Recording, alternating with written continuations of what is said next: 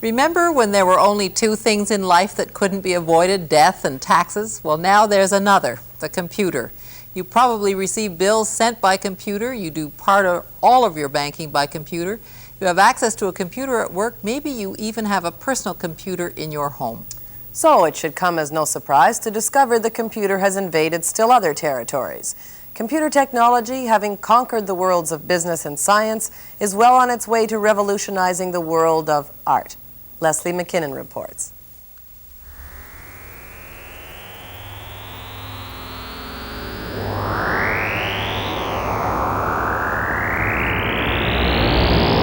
The computer, a tool without limits.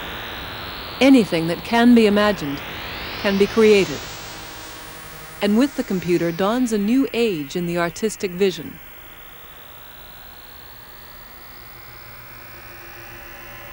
If art is making it look easy, then the facility of computer art is awesome. Through the electronic doors waits a world unfettered by the earthly constraints of space and time. But it's not a world where pure fancy dominates. In a Toronto recording studio, the final touches are being put on a new album. Among the expected contingent of engineers, musicians, and producers is a different kind of creative partner, a music computer. It's the Fairlight, the most powerful of its breed. Okay, what I'd like to do is take a vowel sound and stick it inside of the tom sound. So I want to sample an ooh. Okay. Musician Joshua Kosenik is creating a new sound, Okay, go ahead. something he couldn't have done previously. Ooh! The Fairlight can store, synthesize, and combine sounds from any conceivable source and turn them into music. It takes a digital snapshot of a grunt, combines that with an earlier sample of the beat of a drum, and the combination becomes a new instrument, part human voice, part drum. That's great. Let's put it into the sequence. Alrighty. The computer also pre-programs most of the rhythm track. The human drummer adds just the frills, the 5% that turns mechanical sounds into music. You just can't get this kind of sound from anything else. It's a specific instrument that does a specific range of things that acoustic instruments simply don't do. They're just too well defined. Their personalities are too fixed, and the imagery of them is fixed. It's you get a completely different set of associations from the computer. It's like a Wurlitzer organ of infinite capacity.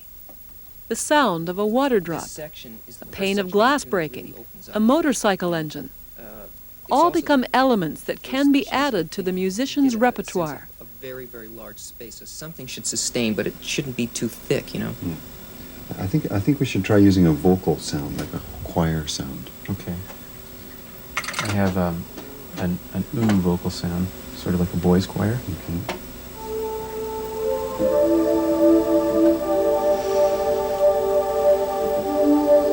Yeah, that's nice, but it's a little light, though. Okay. How about trying it? The other thing is maybe try adding a brass sound to it. Okay. Let's try it with the track. The Fairlight and its cousins needn't restrict the artists in a mechanical, soulless straitjacket. As long as the talent is there, these devices can expand the limits of what we know as music.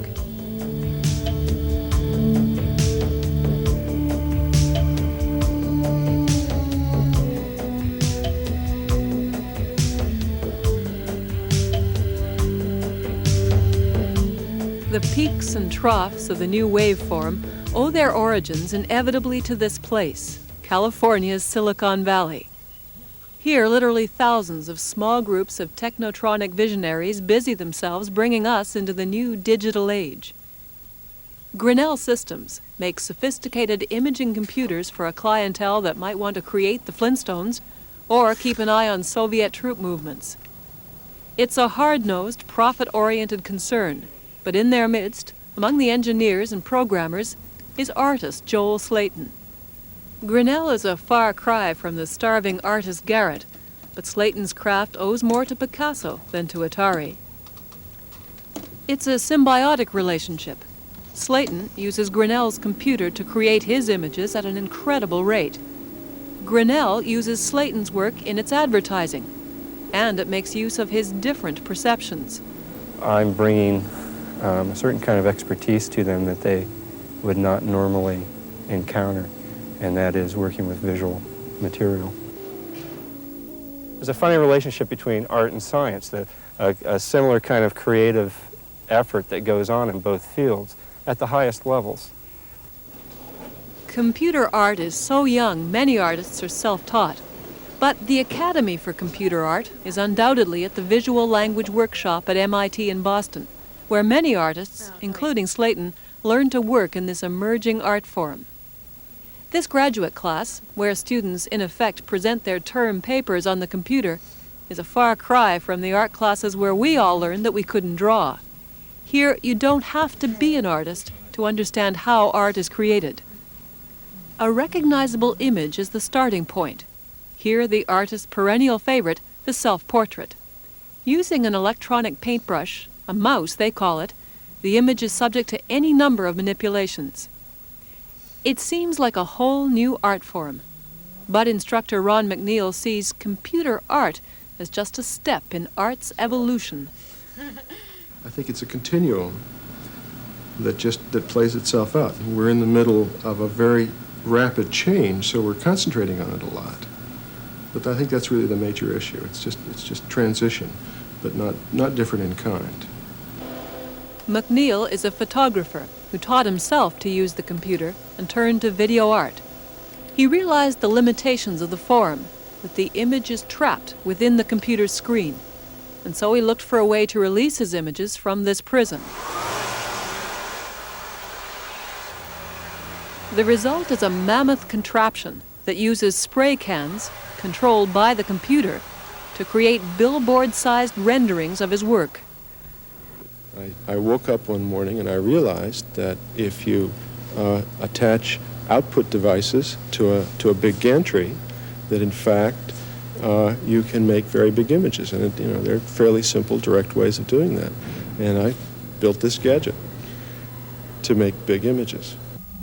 At times, computer-generated art seems esoteric, ephemeral, and limited to the lucky few who have access to $500,000 worth of computing power.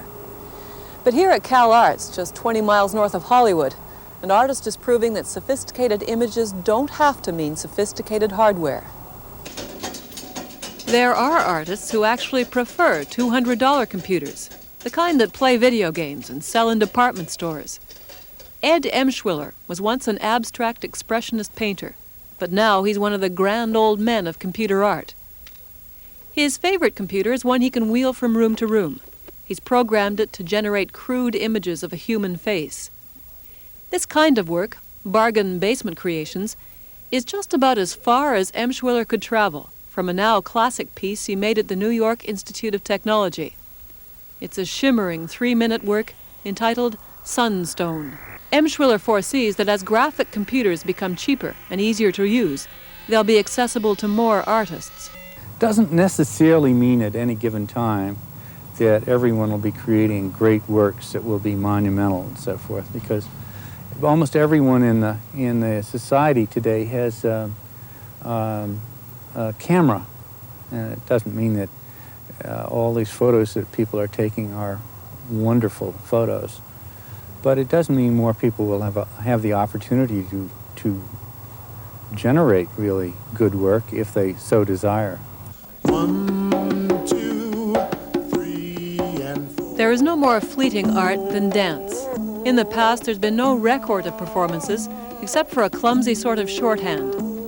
Now at Simon Fraser University, a dancer is being wired into a computer so that her moves will be stored and studied for generations to come. It will also work in reverse. A choreographer will be able to ask a computer what a dance will look like long before the dancers are needed. The computer can never replace the artist, any more than the violin replaces the violinist. What it will be is a tool of a different sort, a thinking, creative partner in the artistic process with enormous potential. But still, unable to do anything without the talent and the skill of the human being who uses it. I'm Leslie McKinnon for the Journal.